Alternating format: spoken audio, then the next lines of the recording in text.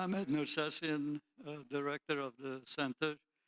Um, our next program will be in February, and the subject is being old in literature. And then we are planning a weekend event on artificial intelligence that will involve 5 roundtables, probably one Friday night, 2 Saturday, and a wrap-up, and one on Sunday plus a wrap-up. So today, the program was proposed and arranged, taken care of, organized by Anne-Marie Levin, who will be introducing the participants, and then we'll move on.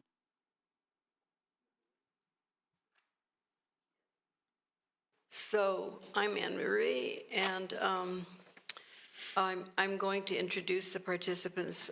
Their full-length biographies are printed in your programs and online and on the Helix website. So I'm going to read abbreviated bios and ask each of you to raise your hand as I read your names alphabetically. So Michael Coffey has written extensively on Samuel Beckett in 2 books and in essays. He's also published books of poems, books of stories, and a book on baseball. Stuart Firestein is a professor of neuroscience and former chair of the Department of Biological Sciences at Columbia University. He's known for his work on the neuroscience of smell and for his books on ignorance and on failure. Christopher Lyon is an art historian, critic, editor, and publisher. He's especially known for his work on David Smith, Nancy Sparrow, and on Agnes Martin and Louise Bourgeois. Mark Polizzati directs the publications program at the Metropolitan Museum of Art. He's known for his numerous and prize-winning translations of prose and poetry from the French, and he has written books on a range of subjects, including translation, surrealism, and André Breton. That's not the half of it, but you know. That's enough. Nancy Princenthal is a New York-based writer, critic, and teacher whose book, Agnes Martin, Her Life in Art, received the PEN Award for biography. She's also the author of Unspeakable Acts, Women, Art, and Sexual Violence in the 1970s, and Hannah Wilke. A longtime contributing editor at Art in America, she has taught at Bard, Princeton, Yale, and the School of Visual Arts. Okay, now you're all introduced. I'd like to go around the circle, starting with you because you're right in front of me, and have each of you say a few words about your work and the nature of your interest in our subject, sort of what brought you here today. Wow. So you've mentioned the catalog raisonné of David Smith, and working on that, I had the opportunity to write an essay about the reception of his work. And in the course of doing that, I realized that it was a two-way street, that Smith was being evaluated, judged by the critical establishment of his time, by galleries and so on and so forth, but he was simultaneously shaping that reception through his photography, through the things that he had to say. And what fascinates me about the subject of failure here is not only an individual struggle with whatever obstacles they're trying to deal with, but the way the surrounding structure that they live within, the social structure, the market, the institutions, the critical establishment, and so on, shape, give that artist an opportunity to positively navigate their work. And so the notion that failure can become a generative function is something that I'm really fascinated by, and I hope we get a chance to talk about.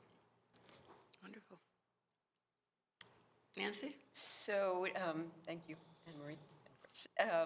I think we're probably all going to say something about the productive uses of failure, because otherwise it's going to be a very glum afternoon.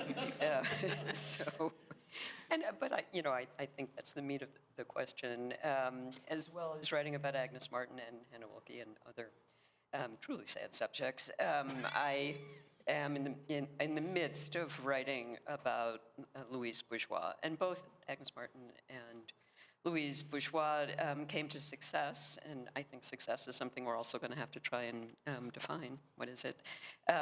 Late. Agnes Martin didn't come to New York until 1957. She was already in her late 40s, and she didn't really achieve success for another full decade. So she was past middle age when she got any recognition at all. Louise Bourgeois waited a little longer. This is slightly, misrepresenting what happened. Of course, they all had moments of recognition before then. So the question becomes, is that long period of gestation a failure to achieve attention, or is it a productive kind of formative period? Both Martin and Bourgeois also had periods later in their careers when they weren't able, for one reason or another, to carry on. So those are questions that I think may turn out to be germane to all of us. Okay, thank you for the introduction. Well, in studying Samuel Beckett, one of the things you have to grapple with is his embrace of failure. In fact, his positioning it as an aesthetic goal, not something to make his work better, but somehow to, I think he said, to dismantle the regime of representation. So he was trying to show how language systems, visual understanding of things, and audio, and new technology really did not reflect what he understood as the mystery of being. And he sort of objected to those artists who worked in what he called the domain of the feasible. He wanted to show that he could take things apart, and yet maybe something would come through. Even the nothingness would come through. And he adopted that in 1937 when he was 30 years old, and stuck with it for the rest of his career until he died in '89. So that's something I still am failing to understand. And I think trying to understand Beckett is probably a failing proposition anyway. But I find it fascinating, and I can't quite get out of it. But he made it a success or failure. Yes. No. But he didn't have success for a long Quelle time. catastrophe. Exactly. So what am I working on now? I'm working on a couple of things. In particular, I'm preparing a three-part course for the 92nd Street Y on surrealism, which opens up all kinds of questions about success and failure, because the legacy of surrealism, which is something that I'm going to be talking about most extensively, is one that in this 100th anniversary year, last year was the official 100th anniversary of its launching, is something that's been questioned a lot. What's left, what remains, why is it important, why does it still matter, what did they succeed in, what did they fail at? A little later today certainly is something that informs very much my attempts to come, my no doubt failing attempts to come to grips with the legacy of surrealism. And then the other thing is, I'm finishing a translation of a novel by a man named Jean Echenoz. And I mention this because, first of all, the more I thought about it, the more I realized that, interestingly, Echenoz's work is also all about failure. And indeed, one of the stories he tells in a very brief memoir that he wrote is his failed meeting with Samuel Beckett, who he absolutely idolized and completely blew. So maybe we'll talk about that too later. I think what interests me about the subject in general is the seduction of failure, the seductive quality of failure. We've touched a little bit about the productive nature of failure, but I think there's also a seductive aspect to failure. It's a hell of a lot more interesting than success, for one thing, and it's a lot more sympathetic as well. I'm very aware of the fact that we live in a American culture, Western culture, world culture, whatever you want, however you want to broaden it, where failure is considered failure. We have a president whose favorite epithet for people he doesn't like is a loser. People who have failed. And what this completely leaves aside is first of all, the question of what does failure mean? What does success mean? And what's really so awful about failure to begin with? Why do we have this instinctive notion that somehow that's bad? So maybe we'll talk about that a bit too. Fail to know what I'm doing here, actually. I think I'm the token scientist, and I came to failure actually through ignorance. So I'm really deep into it here, I'm afraid. I started teaching a course at Columbia University some years ago called Ignorance, How It Drives Science, and the course consisted of having members of our science faculty and some of our humanities faculty come in and talk about what they didn't know.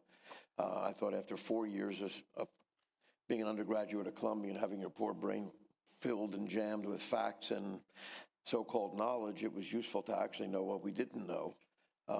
And so that course went on, and I eventually wound up writing a book on it. That book was sort of successful, so the publisher, Oxford University Press, came to me and said, "Would you like to write another book?" And I said, "Well, I really don't know anything about anything else except actually failure. I know a lot about failure. We do that in the lab all the time. Great, write a book on failure."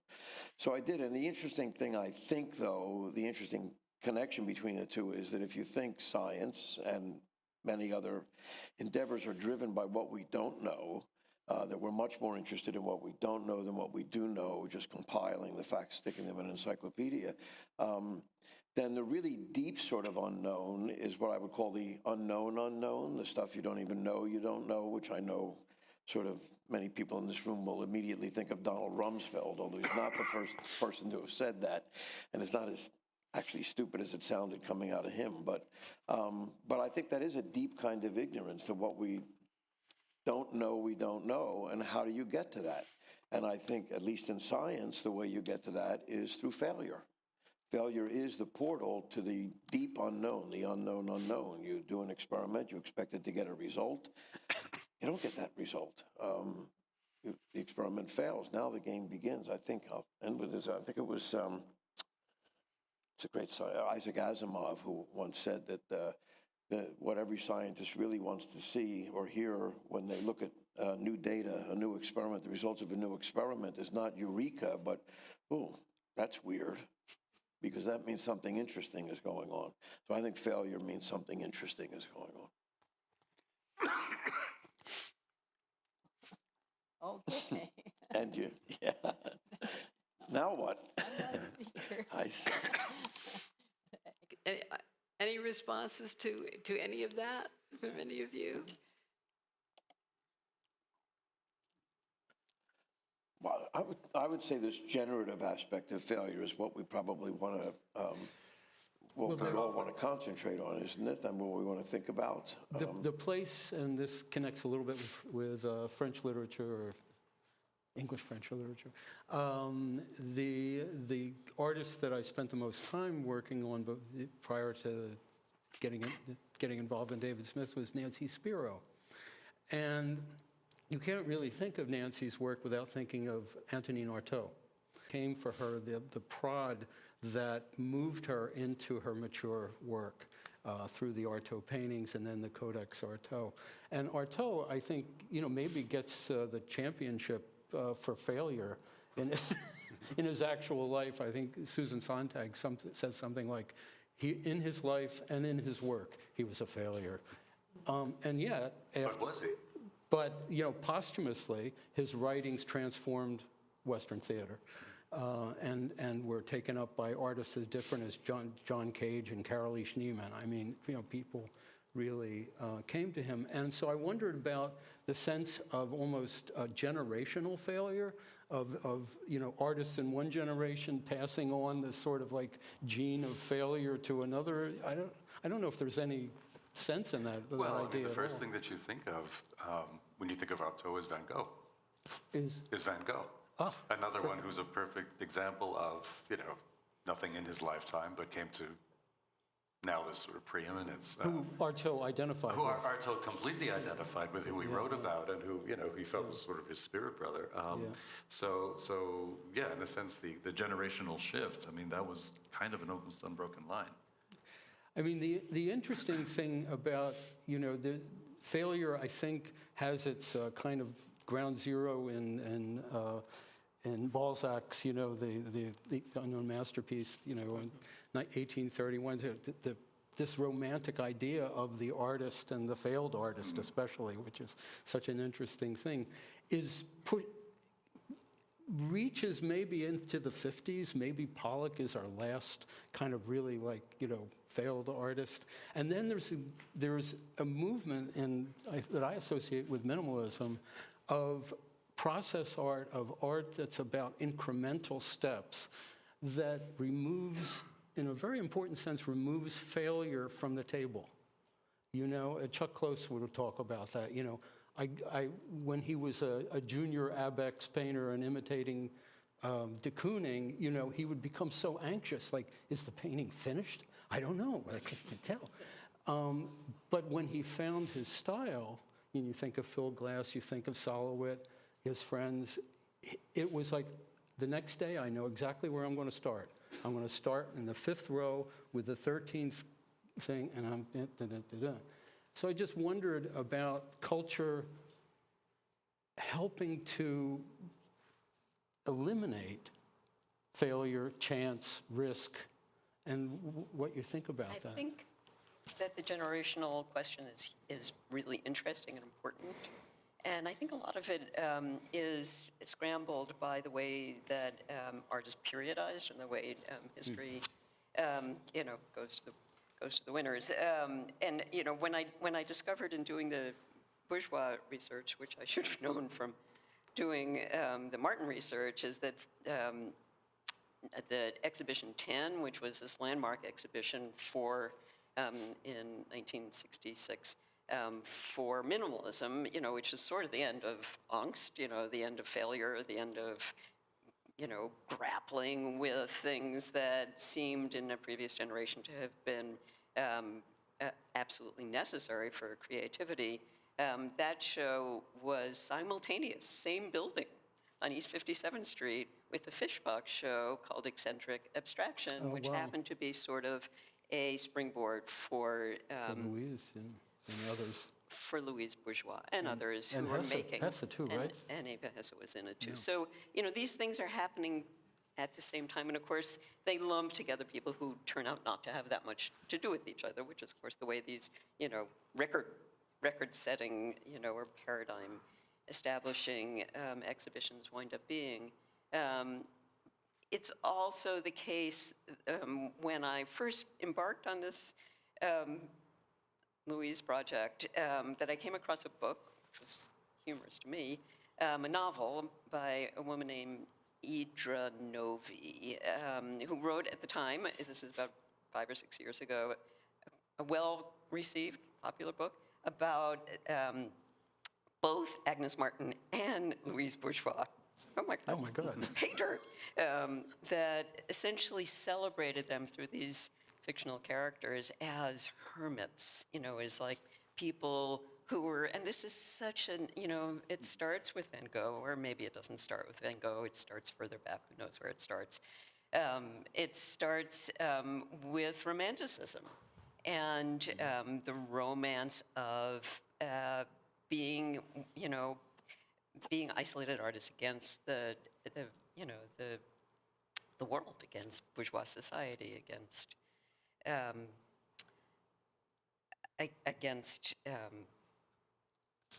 everything that academic art, for instance, is meant to stand for. So, I don't want to spend too long on this reply, but but it was amusing to me how completely misunderstanding the kinds of people that Agnes Martin and Louise Bourgeois were. Because, of course, they were very ambitious for their work. They were very involved in the art world. So was Van Gogh. So, of course, was Artaud, for God's sake.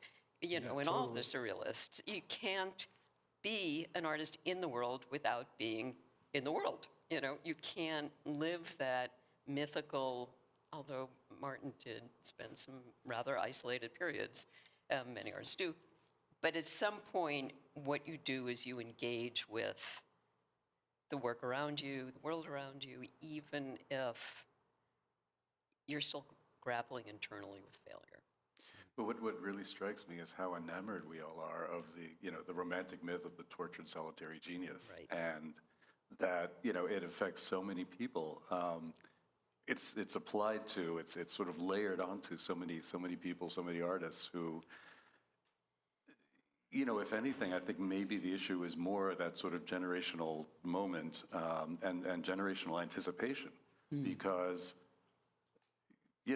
Artaud, Van Gogh, I think of also Rimbaud, a lot of all the O's, right? These were not people. I mean, Rimbaud was, I wouldn't call him exactly a social butterfly, but he was definitely out there. He was involved with people. He was, in his own way, fairly flamboyant. Last decade of his life, yes, he sort of went off to become a businessman in North Africa. But even then, he was dealing with people. He was making deals. He was doing stuff. And as far as he was concerned, his poetic career was a total and utter failure, which is basically why he stopped writing at the age of 20, essentially.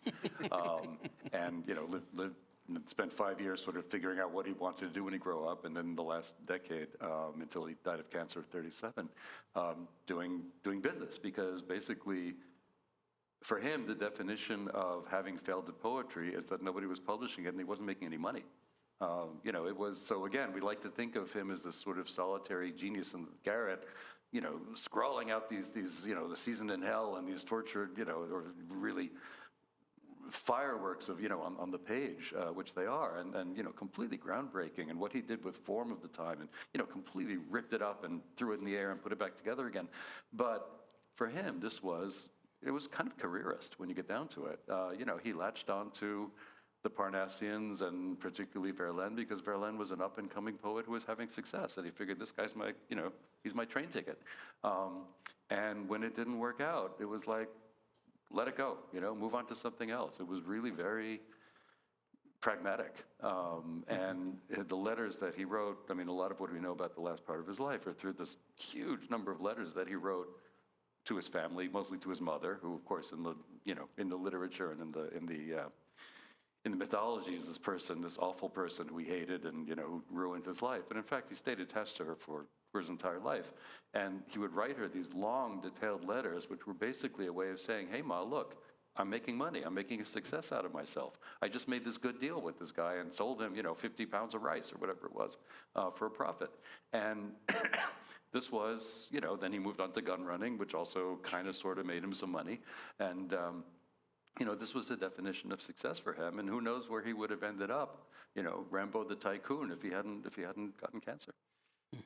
But of course, the fact that he did allows us, retrospectively, now that the poetry has sort of gained traction and become, one of the monuments of French and world literature, to imagine him having been in his little solitary world, scratching it out, and that's what really mattered to him. Not at all. So everyone has their own definition of failure.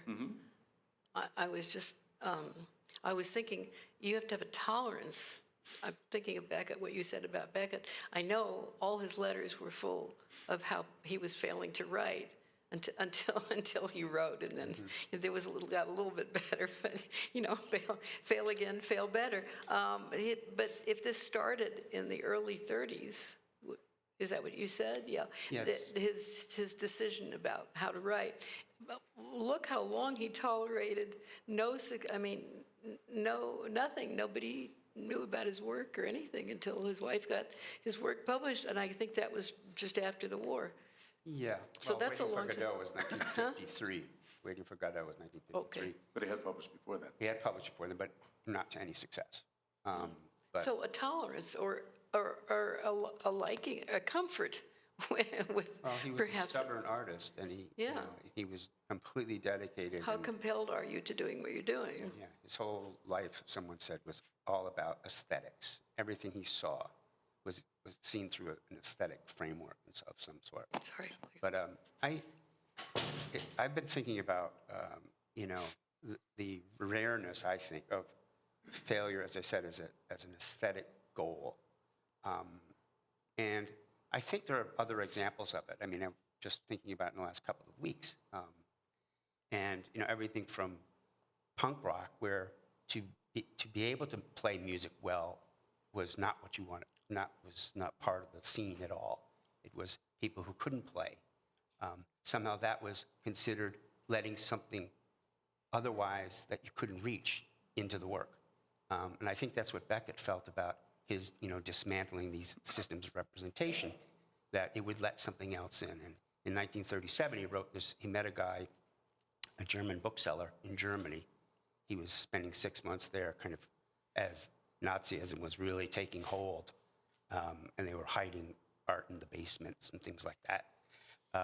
And he said to Axel Kahn, I think the greatest goal of a writer today is to tear holes in the language till the something or nothing comes through. And I just think he evolved, but never left that ambition. Till in the end, in Worstward Ho, it's ever tried, ever failed, no matter, try again, fail better. That was finally the great condensation of 50 years of work in some sense. And in that work, that Worstward Ho, it's kind of interesting to look at because he demonstrates how language can be made to fail. I mean, it's perfectly readable, but it's filled with negations that, the sentence sort of cancels itself. The story cancels itself. You get nowhere. And I think that's where he wanted to try to make language be, just kind of nowhere. And yet, in order to do that, he had to be an absolute master of language, as his other writings show, and as his translations show. And there's he knew poetry what he was throughout. doing. Yeah, Absolutely, yeah. It's interesting too. I love the reference to punk rock because it makes me think of as well as of some of the surrealist precepts, which is basically, I mean, in the 1924 manifesto, Breton makes a point of saying, we don't know how to write well. We're not writers, we're not artists, we're not poets. And it was essentially the same kind of thing, that if something of value was going to come out through automatic writing or other forms of unconscious activity, dreams, trances, the various things that they explored, it was not about craft, it was not about making it sound good, it was not about being able to, create these beautiful poems or works of prose. It was about this kind of, for lack of a better term, what was primitive state, in theory, where you were sort of letting the unconscious flux seep through. And of course, a lot of that was influenced by his readings, very early readings of Freud, and his interest in psychoanalysis. I mean, Breton was a medical student right before the war and was a medical intern during the war, and he was one of the first people to be exposed to Freud's ideas even before Freud had been translated into French, because of his work with shell shock patients during the war. And his mentor and sort of guide and teacher was somebody who was aware of psychoanalysis. And there was a book, it was a kind of a primer in a way of psychoanalysis written by these two French psychoanalysts, where they talked about Freud's ideas that were not yet available in France, but they kind of gave a précis, and basically had to preface it by saying, now, we know he's Austrian, the bad guys, but he's still worth listening to. And this was, and Breton was one of the first people to actually sort of be exposed to these, and it just really struck him. And of course, what really struck him about it was exactly that ability of the unconscious flux to produce these linguistic one was being crafted, not the poetry that was being practiced by so-called poets, but this other stuff that he also got from his shell shock patients. And he was absolutely fascinated by the stuff that they were telling him, which was just, he thought the most amazing poetry he'd ever heard, which basically also leads us to conclude that it's a good thing that ultimately he did not become a practicing doctor, because he wasn't interested in healing anybody at all. He just wanted to keep them going, in what they were saying. That brings up, I think, a really interesting paradox, which may also apply generally in this room, which is success can be a trap, elegance can be a trap, facility can be a trap. I think many, many artists have experienced that. I think Picasso knew that. I mean, nobody came into a career as a painter with more skill and and just facility than he did. And so, working against that is something that I think most modern artists, most artists, past, I don't know where we want to begin here, early mid 19th century have looked to is how do we find the traction, the friction that we're looking for, given our skills, given our ability, what we can do, how closely we can, approximate what the academicians are promoting. And when I was thinking about what failure actually looks like for artists like the ones we're mostly talking about, like Beckett, like Rimbaud, like Artaud, like Breton. I think one of the interesting failures in surrealism is the failure to get Freud to reciprocally pay attention. He had no use. Why they were bothering him. No use for the surrealist whatsoever. But the failure in that kind of work is when the well goes dry, right? It's not like being no longer able to sell work to the public, to find your audience, to create something compelling. It's I think this fear haunts so many creative practitioners is, how do I know there's still something there? And it's, the metaphor is always about digging deeper. It's always about going, to a place that looks a little dirtier, looks a little messier, looks more like a problem, looks like failure. And, Louise Bouchard was very haunted on the other side by that emergence of abjection in art was a big thing in the 80s, right? And alongside all the other stuff that was happening that was very cool and slick.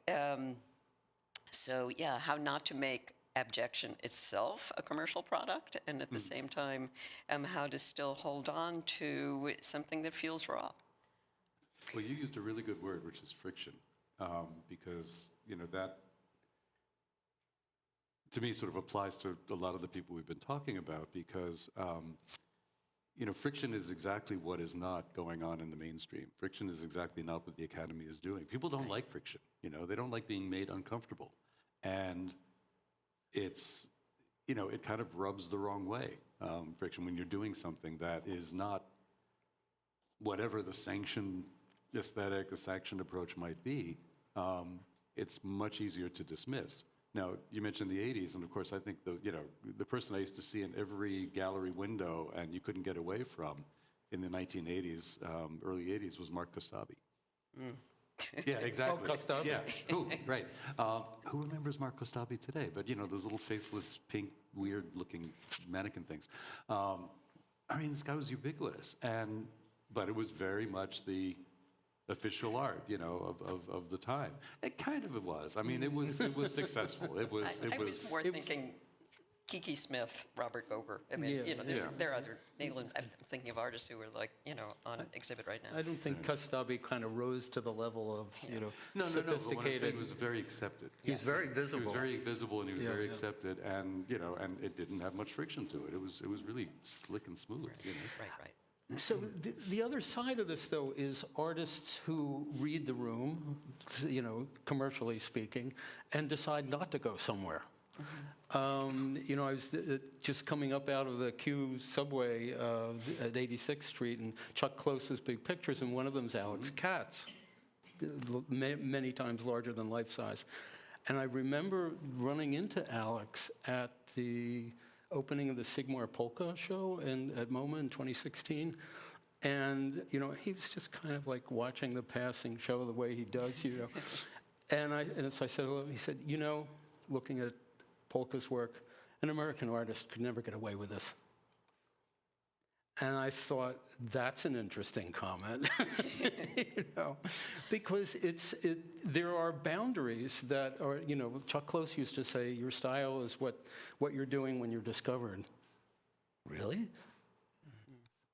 So there's that other side of it, that recognition of invisible fences and boundaries. There are also attempts at by some artists, like I'm thinking of Jackson McClough in particular, a poet who was very keen about suppressing the ego and having the ego completely come out of it, out of the production, out of the text production. Did he succeed at that, or did he fail at it? He didn't.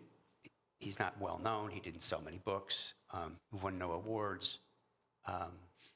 Some of his work is out of print now. But I think he probably felt he was succeeding in some way. But the industry and the culture marks him as a failure. That's such an interesting, yeah. So. You were saying earlier that everything that Beckett did was involved aesthetics. I heard it, I didn't hear it, I translated in my own mind too. Everything he did was aesthetic. And I'm wondering about how that plays a role in everything that's being discussed here. It also brings to mind this hunger artist. I don't know how aesthetic Beckett was really. Depends. I mean, he choose your poison, but I mean, he liked Irish whiskey and brown cigars and watching rugby or tennis on a little television, and he liked to travel, and he loved to go to art galleries. I mean, as Lois Oppenheim would know, looking at paintings was a huge experience for him. I mean, he would stand in front of a painting for 2 hours and study it. I'm thinking of tolerating people going, what are you doing? This is terrible. That sort of willingness to take on that kind of pain, at least in the near term. Well, I mean, Rimbaud's a good example because the last decade of his life was marked by a real asceticism. You know, he lived very sparely in North Africa and several different places. You know, he had his business career, but his life was extremely pared down, and you know, sort of absorbed some of the local culture, but really, he became very thin. He's sort of known for. And if you see pictures, there are 1 or 2 pictures that have now since been discovered of him in this period where he really looks like a totally different person from, you know, the 17-year-old punk that we're used to seeing, you know, with the wild hair and the chubby little, you know, baby fat. And I mean, this guy has got the real cheekbones and the little mustache and the little cropped hair and his, you know. But it was almost a kind of a reaction against, I think, the excesses, the willed excesses, you know, deregulation of all the senses excesses of his first 20 years, where he sort of had to turn his back on all of that and just go the whole hog the other way. You know, no more writing, no more this, no more that. You know, practically no more food, and you know, and that was a form of asceticism, but also, in a way, a kind of a rejection and abnegation, you know, of the life that he had led, including his poetic output. Because every once in a while, the funny thing is that back in France, Verlaine had slowly begun to publish some of his poems during Rimbaud's lifetime. It's not like everything happened posthumously, and there were occasionally business people who would come through and meet him as in a business context and say, "Oh, you know, I read a couple of your poems in such and such a magazine." It's like, oh, I don't talk about that. You know, that to him was like, that was done. Was not happy, was not pleased. Like, let's move on. This is the price of this, you know, bag of rice. That was it. Asceticism is something that comes up often in discussions of Agnes Martin, because after her decade in New York, her single decade living in Manhattan, continuously, she had a period of disappearance. And she struggled with emotional stability, so did Louise Bourgeois. And there were times when she couldn't work, when she was simply too ill. This was a period when she just wanted to be alone.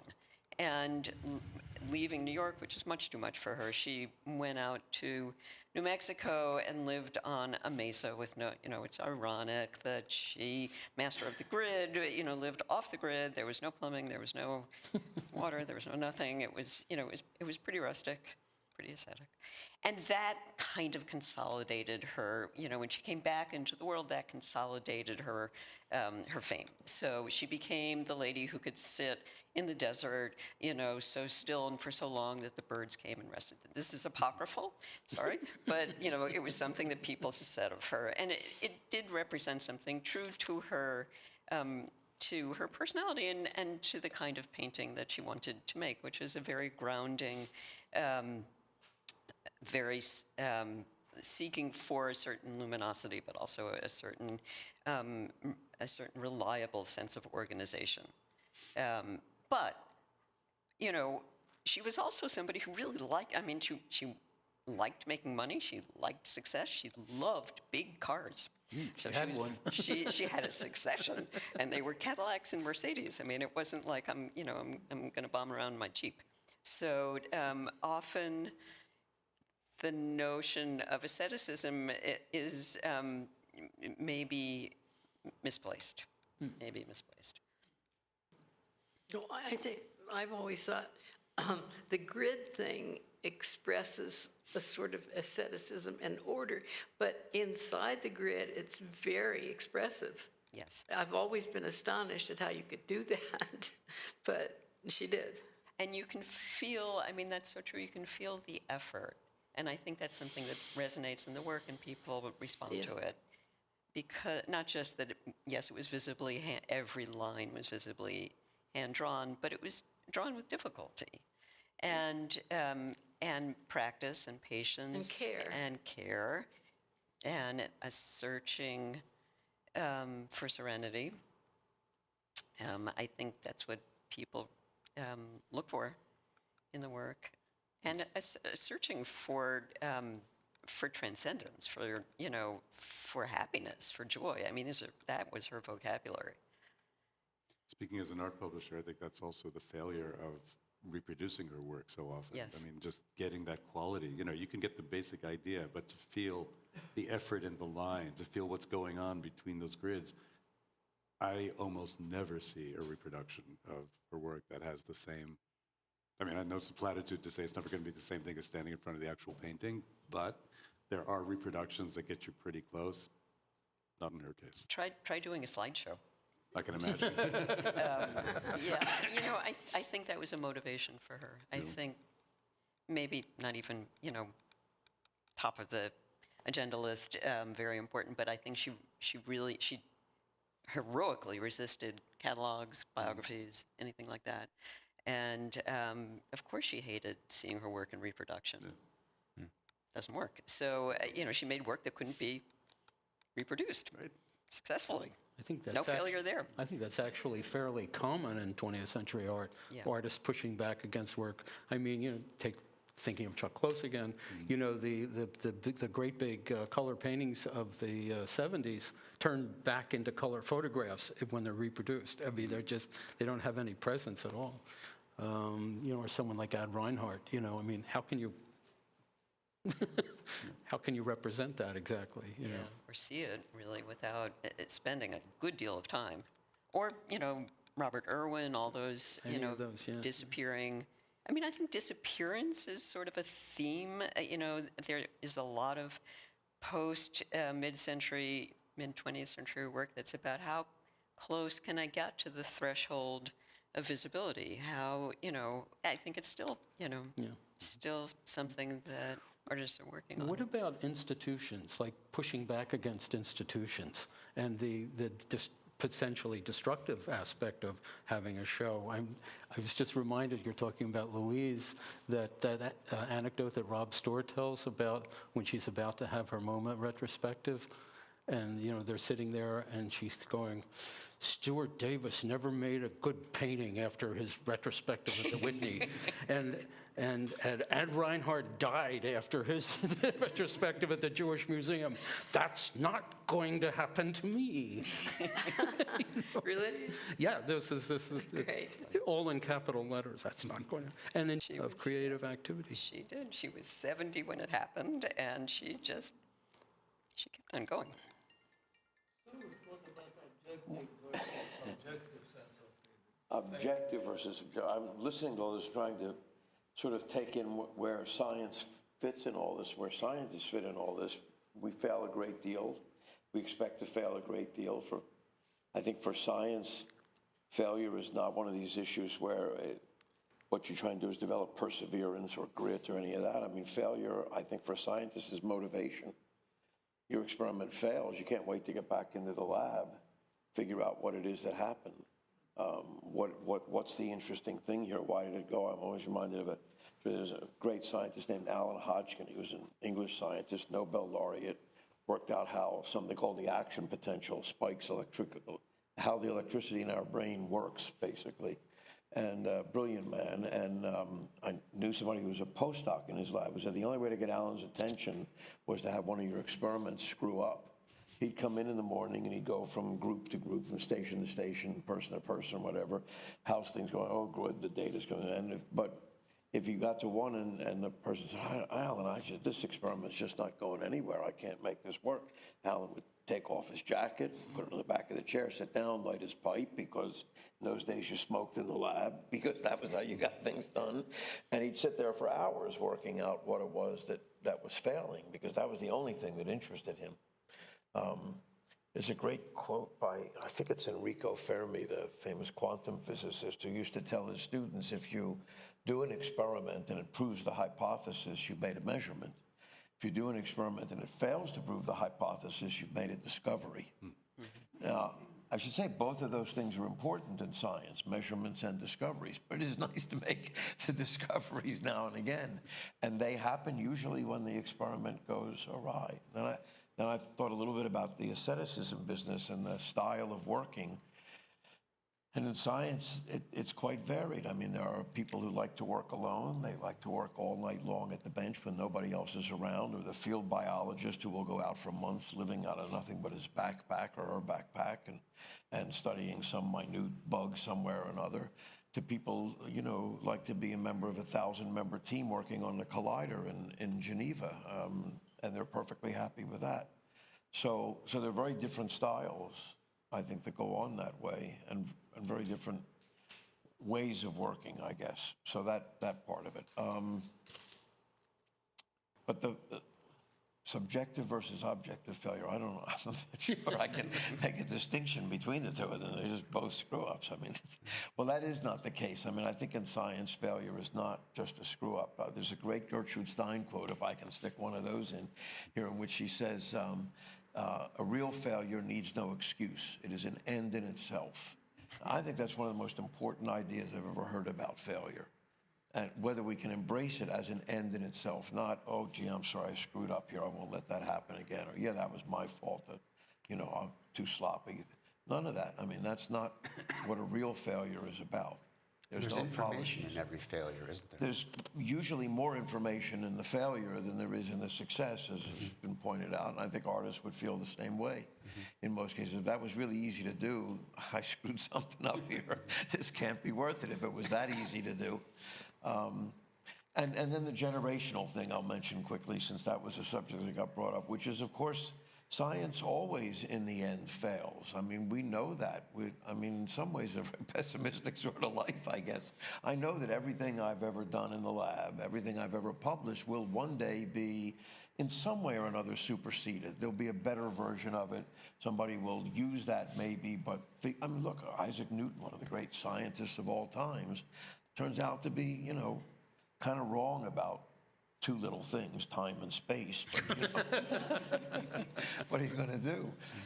But still useful in certain ways. So that's another interesting thing about scientific failures, is that they remain useful. There's this idea of paradigm shifts, Thomas Kuhn's paradigm shifts. But when a paradigm shifts, it doesn't really leave everything behind. That's always the impression, I think, people get, which is, well, all that old science is just crap. It doesn't really, none of that was right. Here's the new science. This is the right stuff. And that's not really the case at all. Usually the paradigm shift, as it were, includes the older stuff, objectively speaking, if you will. It just extends it or shows what its limitations were. I have a colleague, who's a philosopher of science named Ha-Suk Chang, who's at the University of Cambridge, who likes to point out that this little thing here, this GPS device that we have in our phones, so it takes Newtonian physics to launch a satellite, which has aboard it an atomic clock, which is the only thing that would be accurate enough to actually send information back about position. So that's a quantum physics thing, an atomic clock. But because it's in a low gravity orbit, it needs to have a relativistic correction, or it would be about 50 meters off. So you basically have Newtonian mechanics, quantum physics, and relativity all in the service of sending back a map of a flat Earth to us here on our phones. And yet, so these things don't agree with each other in any way, shape, or form. I mean, each one would call the other a kind of a failure, and yet they're all remain useful. It's interesting, too, talking about the generational shift, because, I mean, this is really simplifying it to point of absurdity, but it sounds like in science, that generational shift is about being superseded. And in art, what we've been talking about is being validated, you know, that you were ahead of your time, basically, you know, that nobody could understand Van Gogh, nobody could understand Rimbaud, nobody, you know, at the moment, it took, you know, in Rimbaud's case, I like to say it took the, you know, the student movement of the 1960s to sort of really make him Rimbaud.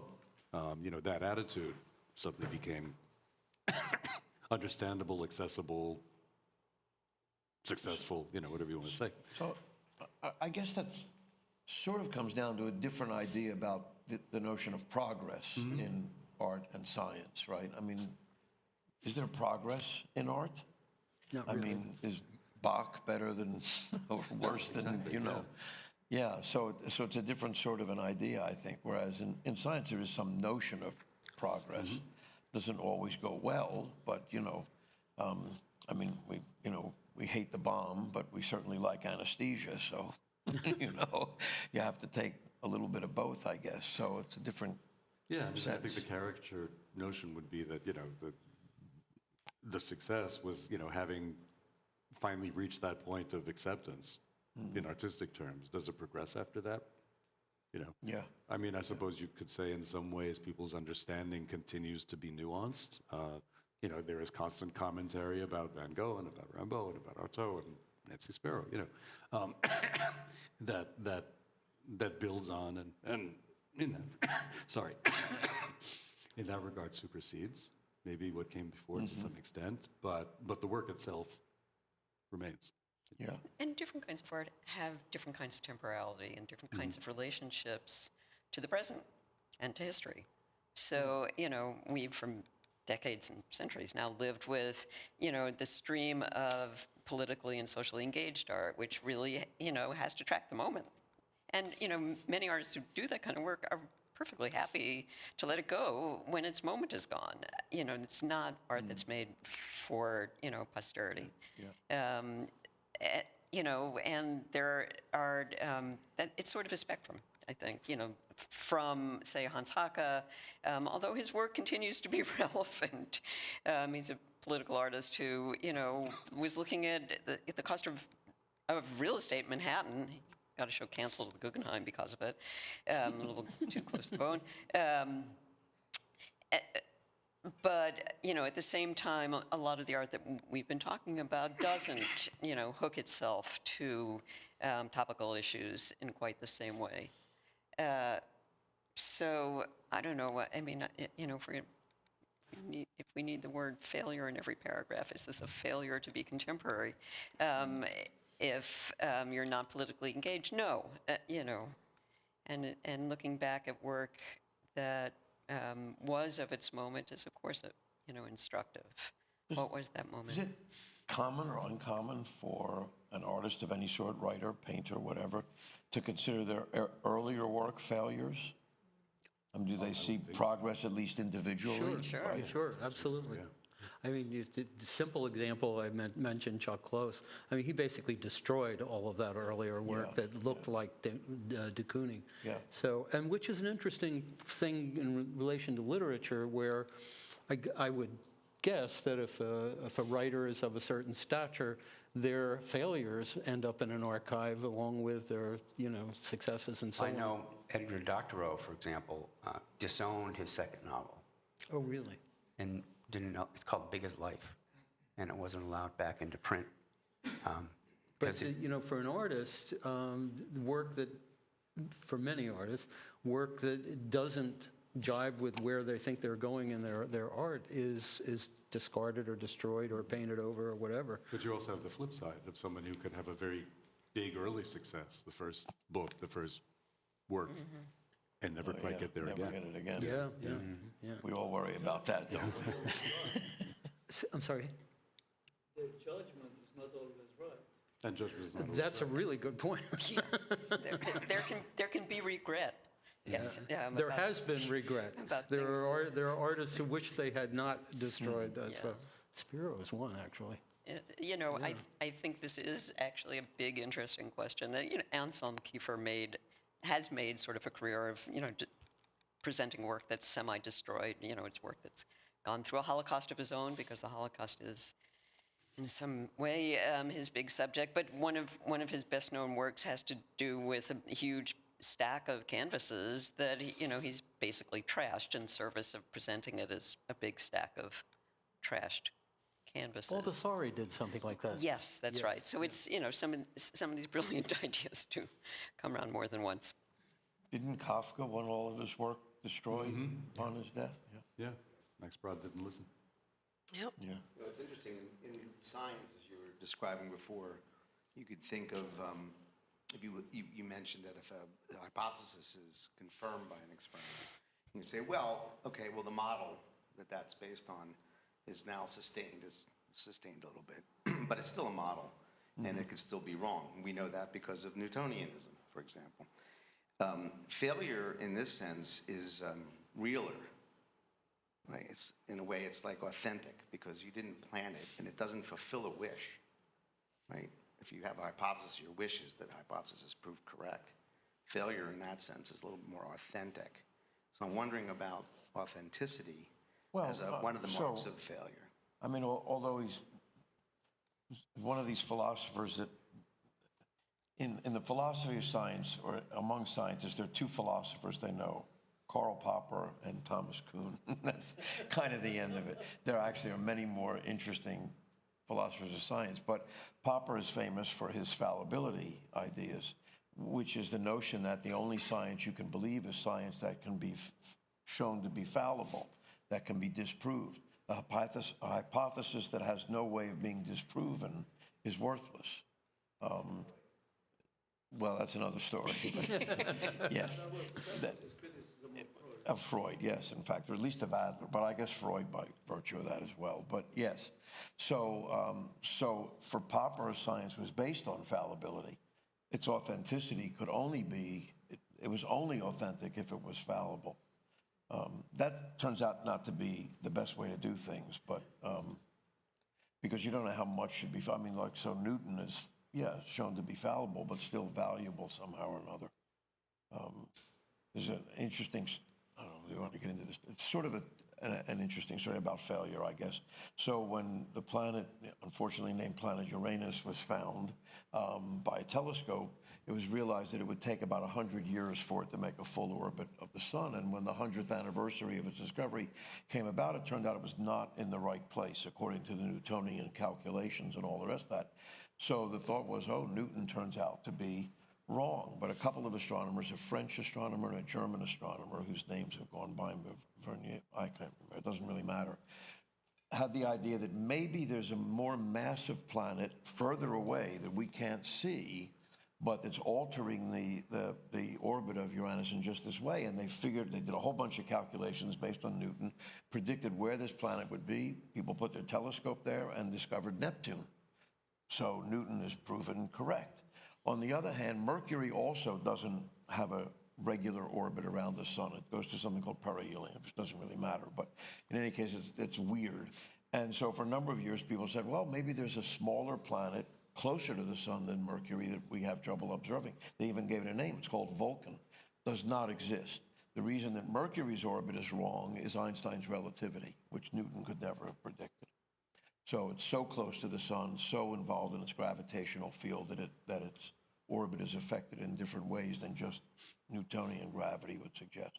So in that case, Newton fails. I'm not sure where that story was going. That's a good one. One failure wasn't a failure, the other failure was a failure, whatever it is. I'm interested in something we didn't talk more about. In you spoke about artists, perhaps Chuck Close in his early days, I don't know, but the idea of, is this thing finished? Isn't it? You know, all that. That's very difficult. I mean, one can understand why someone would drop painting that way, or even write. It could apply to any kind of art, but. The abstract expressionist stuck with it. I mean, I remember. Well, yes and no. I mean, there's quite a little literature about de Kooning embracing failure as, you know, fail and fail and fail and yet again. And yeah, that's. Yeah, and that failure has an intimate relationship with chance and risk, which, you know, in a way is related to the scientific thing, I think, you know. And that was something that was embraced in the ABX era, you know, very vigorously and pretty much set aside, I think, in the pop and minimalist times. What do you think? It's complicated. I was thinking also of the, sort of Cagean use of risk and chance, and also Surrealists.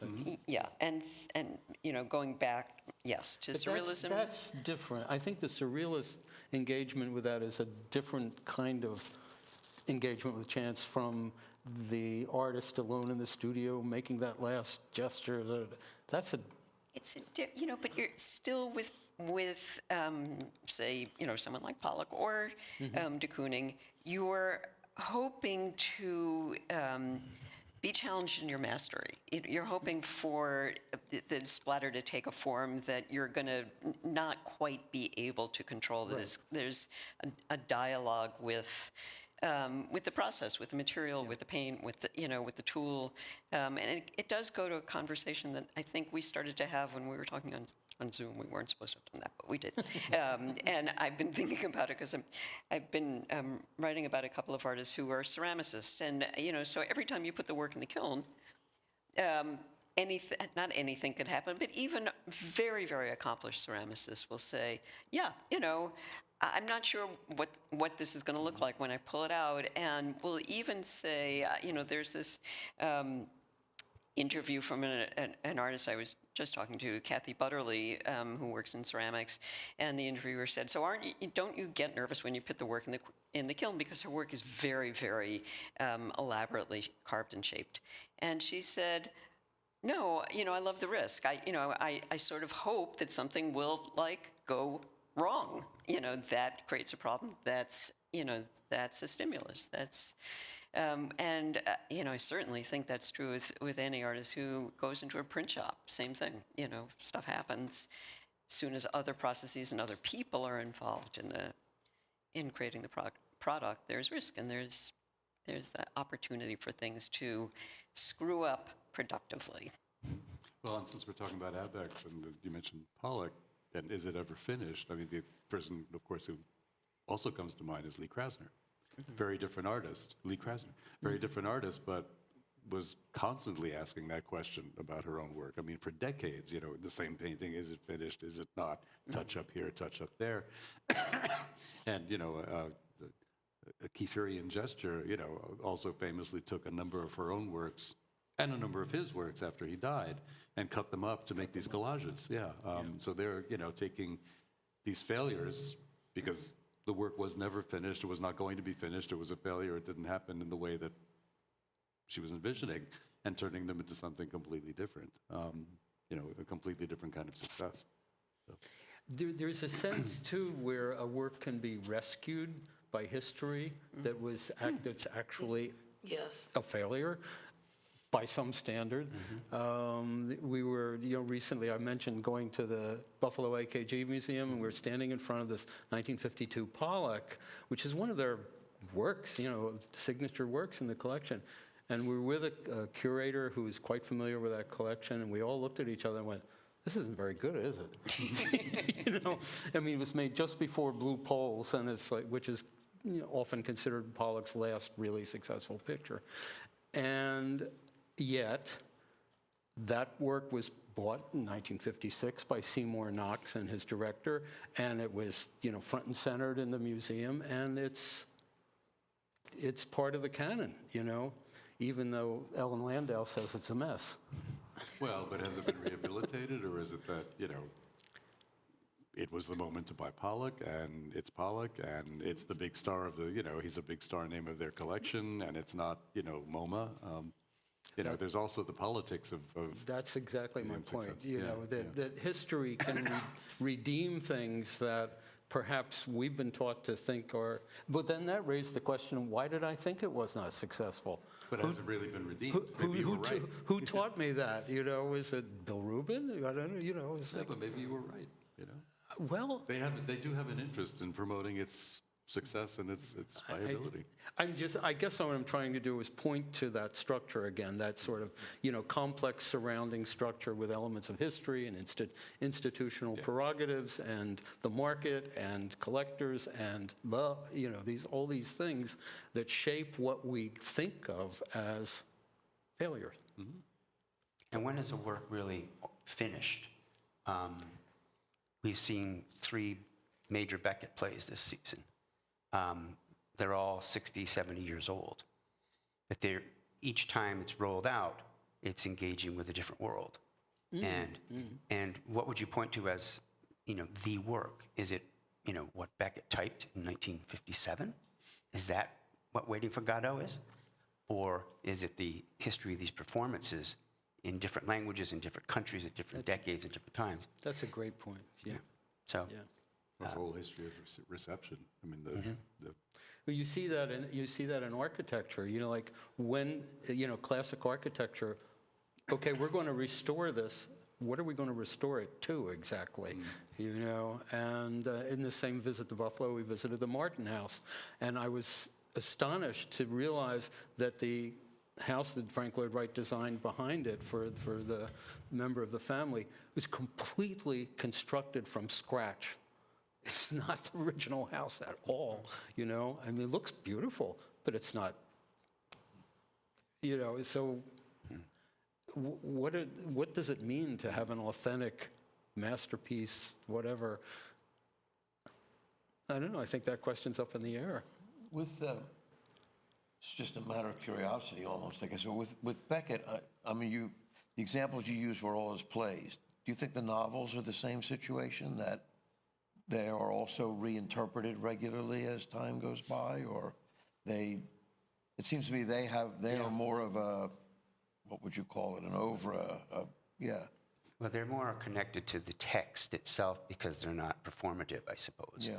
So they're not interpreted by, countless amount, theater companies and actors. It sits there in the book. except that. I mean, I would say, this is a problem that comes up all the time in translation. Why are translations always being superseded? Why is there always need for a new translation of works? And when you get down to it, the real, one of the answers is that translation is a reading. My translation of such and such is going to be necessarily different from so-and-so else's translation of such and such, not only because there might be 40 years between, mine and the last one. We could do it on the exact same day. It's still going to be different because, of course, what I'm translating is my reading of that particular work. But then you can extrapolate that and say, basically, this is what we all do every single time we pick up a book and read a page. It doesn't matter if it's a translation or not. My reading of Beckett is going to be different from your reading of Beckett and yours and yours and yours of the same page of the same book. And it's going to be different from my reading of Beckett 3 weeks from now because my world has changed. My synapses have changed. You never step into the same book twice, right? So I think that the performative aspect of a play might be a little bit more overt. And we can sort of sense it and quantify it maybe a little bit more easily. But I think the same process happens every time you open a book, every time you look at a painting, every time you hear the same piece of music over and over. You're constantly reading it in a different way. Borges has that story where he copies Pierre Menard. Pierre Menard Yes. word for word and insists that it's a different work. Absolutely, because it was done by a symbolist, a French symbolist poet in the 1920s, as opposed to Quixote writing it back when. You know, yeah. But the same words. But exactly the same words. Yeah. Isn't there a Borges story yeah. about that? We can Yeah, take that's that. what he was saying. Yeah. Pierre Menard, author of the Quixote. Yeah. Yeah. Yes. Questions? We could take some questions let's now if open you it would up. like. Sure.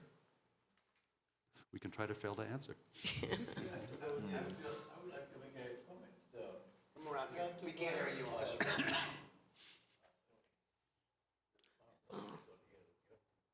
Stand up. After the question. I suppose that the main example in art, well, first of all, I disagree. It's not always. Here's your microphone. I disagree with the idea that all these people decide whether a great art is a great art. For example, with Pollack, we all know the anecdote that the lady who gave him hospitality at Guggenheim was walking with Mondrian in the exhibition where Mondrian saw this modest early painting of Pollack and stopped there. And Guggenheim went ahead. And he said, "But that is interesting thing." And from that point, Pollack became the Pollack that we know. And that is very often the case. I've been to present myself, I would say that I taught most of my life in School of Architecture and Art, including Columbia. And I can tell you that the only people who really decide whatever is or is not are the painter and the architect. They decide ultimately what is or what is not other people. Other people temporarily may prevail because they have the money, because they have other reasons. But in the long run, if you look at the history of art and architecture, you see again and again.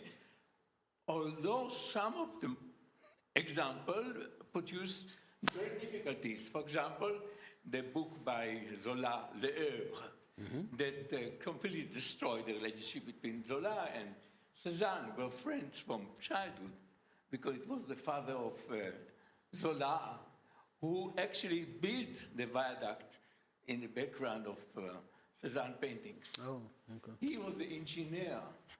And that's why Zola, who came from completely different background, found himself going to the same school as Zola. And they remained friends for life. But Zola, as you know, very quickly became a fundamental figure in literature of France. And only died because he sided with Dreyfus in the Dreyfus case, as you know. But the point is that Le Oeuvre is a destructive work against his best friend, Cézanne, because you doubt that he was destructive? Cézanne's not the only model for Claude Lantier. It's also Manet. You know, the Déjeuner de l'Herbe is the painting that's described there. My point is simply that that his best friend, Zola, regarded Cézanne as a failure. And he says it in so many words, not once, but several times. He thought that the little talent that Cézanne has is not well used in the way in which he developed his painting. He did not appreciate the fact that, as Cézanne said himself, that Cézanne would change the hand using the brush if it was too smooth and if it was too fluent. That's what Cézanne's practice was, and Zola didn't appreciate it. So I just wanted to refer to this great failure as a model.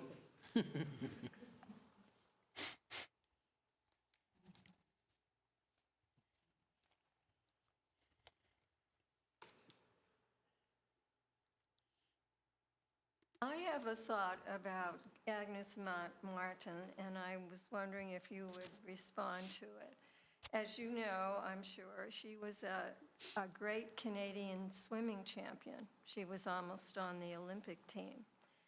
And I have done laps at the 92nd Street Y for years, and I have often thought that the tiles of the swimming pool, you've heard this before? The tiles of the swimming pool are her effort to recreate this grounding and serenity that you referenced, given the onset of her severe mental illness, periods of great intense suffering. And I mentioned that upstairs in this building in a previous event, and I got so unkindly shot down. So now that I'm on the first floor, let me try it again, because I was at the Whitney on staff when Agnes Martin had her big retrospective in the early 90s. So I had a chance to, think about her and read about her and so forth. So could you please I have comment? to ask Nancy. Just hope it goes more swimmingly this time. Oh, wow. Ooh. You couldn't resist. I do think that swimming was fundamental to her development and experience. She loved the water. Of course, she spent most of her adult life in a desert. Go figure. But I think I hadn't ever actually thought about the tiles in the swimming pool. I wouldn't rule it out as a visual, sort of baseline kind of thing. I think the activity of swimming laps, I mean, she was a very powerful swimmer, right, is, has the kind of rhythm and repetitiveness and effort that you do see in a different form in her painting. But I'm really concerned about the grid, and the grid in the tiles, that she associated that a feeling for all those years that she was training and feeling athletic and robust, that's what she was trying to recapture with the use of the grid. Could be. Could be. Could be. I mean, by the time she finally came out with the grid as a form, it was in the air in other ways, including, other artists making grid-based work. So it took her a long, long time to circle back from, her years as a swimmer in the 30s to the late 50s and really the 60s when she started. That's 30 years. Well, I always, I guess, have sort of complicated questions, but I am a painter and a writer and an art historian, and for years I never thought of the word failure. When I saw the announcement, and I thought, why would they say failure? And then I thought, well, I was educated in the French tradition from the 19th century with the symbolist poets. And they began really changing the nature of process, the process of what is a painting. And that aspect of changing it into an unknown venture rather than certain traditional modes really started a whole new revolution. And so when Bonnard said once or 1,000 times, that somehow gave me the impetus and the understanding of things. And by that he meant it can happen sometimes that you can do a gesture in a way and it comes out right away. But if it doesn't happen then, it could be 1,000 times before you reach then your goal. And so when you were speaking about science, I thought more that that's a little bit the way painters have been thinking, and not so much any longer thinking of failure. I mean, in America, it was a little bit different. There was a different aspect of what painting should be, and the thought of success and failure were more common words in a certain way. But I think the whole discussion seemed to me to be a process of thinking and how we think. And with painters, it's a search for the self, and in science, I imagine it's a larger venture into a larger composite of physical laws. And the idea of the search for the self would, of course, require just as one would with psychoanalysis, a longer process of probing. So a painter's life, in a way, is a process of unraveling and unfolding not only a language, but also a better sense of self. So I wonder, when you use the word failure, do you think that's the right word for what we understand now? I'm not speaking, in the traditional thinking, yes. But anyway, this is a long, but just that painting did change in the 19th century as to what it was. And Giacometti often said that, I can't capture what's in front of me. And he did the heads over and over and the portraits again and again, because the world kept eluding him, escaping from him. So what he was looking at, he dissolved at every moment. So that idea of dissolving and evolving, which scientists work with in a different way, I think is really the crux of the matter in some way or other. Okay. Thank you. I mean, just to respond to that, I think, no, thank you. In a lot of ways, I think we could replace the word failure with striving, because failure gives purpose, it gives a motivation.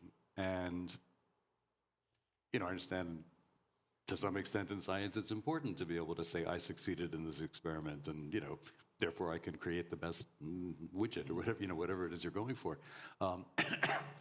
And Lord knows in art as well, there's a satisfaction to making a breakthrough, getting to this thing that you think you're trying to get to, having success, winning a prize, whatever it might be. But it's a little bit of a dead end at the same time. It sort of gets you there, but it's an ephemeral thing. Whereas I think that, failure is much more of a spur, and, to bring it way down from the lofty to, to much lower level. I'm constantly thinking of, my father was a big fan of what used to be called the Washington Redskins football team, now the Washington Commanders, right? You're just setting up to fail, right? And for some reason or other, he latched onto them. And for decades and decades, I grew up with him watching that football game every Sunday and, cursing and whatever, because they were constantly losing to everybody else. But every once in a while, they would actually win. Every once in a while, they would even win the Super Bowl. It was just like that rare moment. And it kind of gave a motivation to kind of keep going, to keep failing better, right? Because there was that goal that, it's I imagine, very different from being like a Yankees fan. So they won again. Who cares? They won everywhere.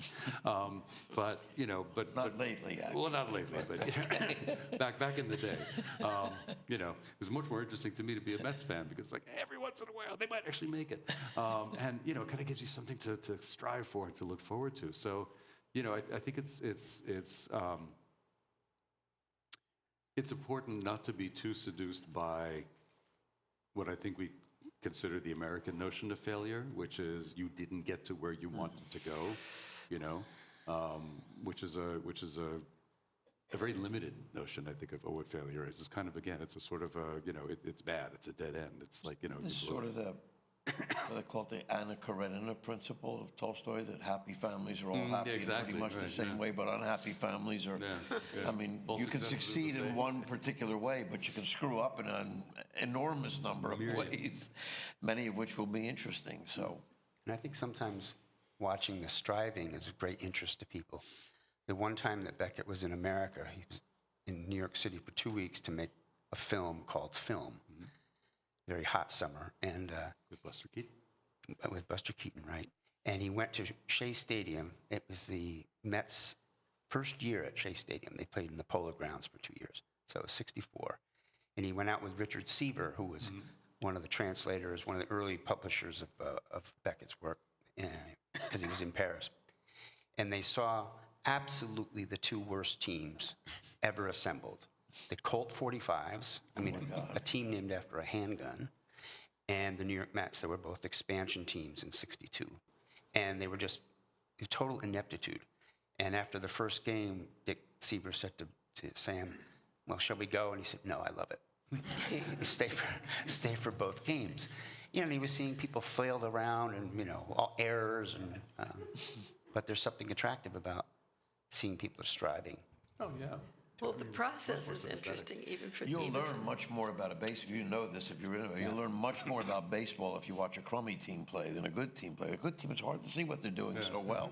Yeah. But you can see the mistakes easily and what should have been. Yeah. Yep. And I think that's one of the interesting kinds of performances to see of a Beckett play is people who aren't polished actors. I mean, if you want to watch Ian McKellen and Patrick Stewart in Waiting for Godot, you're going to be disappointed because they're so slick. But if you want to watch a college or a prison troupe, That was a very famous production of it, of Waiting for Godot. yeah, the San Quentin in players. prison, right, by, I can't remember his name now, Rick famous Cushy. director. Oh, No. Herbert Yeah, Herbert Blau. Blau, yeah.